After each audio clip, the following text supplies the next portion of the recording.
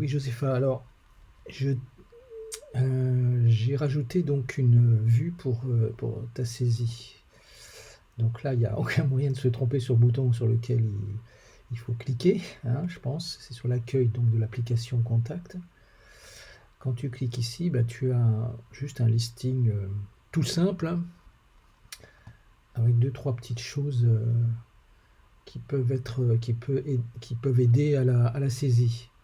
Donc tu as un bouton pour faire des recherches, pour tout afficher, etc. Mais le bouton évidemment le plus essentiel, c'est d'ajouter un contact. Donc tu as juste une ligne. Normalement, ça te mène d'un champ à l'autre avec des tabulations.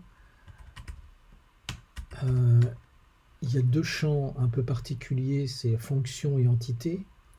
Donc là, plus tu vas rentrer des fonctions et plus ce qu'il faut faire, c'est qu'à chaque fois que tu rentres une fonction, tu le fais en appuyant sur le bouton autre, ce qui te permettra après de l'avoir dans la liste. Donc là, tu vas normalement très simplement te créer une ligne dynamique comme ça qui va pouvoir utiliser ta nomenclature à toi de fonctions et d'éviter les doublons. Évidemment, c'est la même chose ici en termes d'entité. À chaque fois que tu tombes sur une nouvelle entité, tu cliques sur autre, tu rentres ce que tu as rentré et pour les saisies futures, cette entité elle sera dans la liste. Ensuite, bon, il y a quelques tags qui sont normalement facilement activables. Si tu le sais déjà, tu sais que c'est un contact qui doit participer de l'exportation pour les vœux ou la demande ou la convocation à une AG. J'ai prévu deux autres cas si tu avais des tags à rajouter. Ça sera très facile de rajouter jusqu'à 4 tags. On peut évidemment en rajouter plus.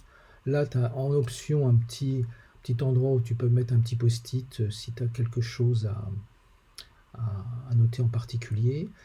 Et ici, pour finir, un statut. C'est-à-dire que peut-être que ta ligne, tu n'as pas tous les éléments où tu vas vouloir vérifier quelque chose, etc. Bon, là, j'ai mis quelques tags. Là aussi, ça peut changer, hein.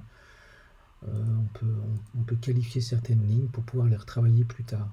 La dernière colonne, c'est juste un horodatage automatique qui... Enfin, je crois qu'on... Enfin, là, je peux le changer. Non, c'est un champ que j'ai bridé. C'est pour savoir à quel moment tu as fait la saisie. Dernière chose, évidemment, une ligne peut facilement se supprimer en appuyant sur le bouton qui est complètement à gauche là, de suppression. Et puis, par contre, il y a aussi la possibilité de dupliquer une ligne. Si tu avais des points communs, par exemple, je sais pas, la même fonction, la même entité, les mêmes tags, et tu veux juste rééditer quelque chose, ça peut être éventuellement utile. Voilà, donc là, c'est vraiment les fonctionnalités de base. Je sais qu'avec cette liste-là pourra facilement être exportée pour MailChimp.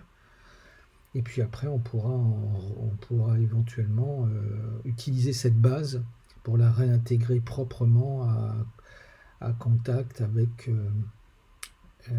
éventuellement les fonctionnalités qui séparent, comme on en a parlé l'autre fois, entre les personnes, leurs fonctions, l'entité, etc. Avec peut-être des développements si nécessaire. En tout cas, là, je pense qu'on a la base dont on a parlé. Maintenant, dis-moi ce qu'il faudrait changer éventuellement dans la présentation, dans les champs, n'importe quoi. Ça pourra se faire très rapidement. Voilà. Salut!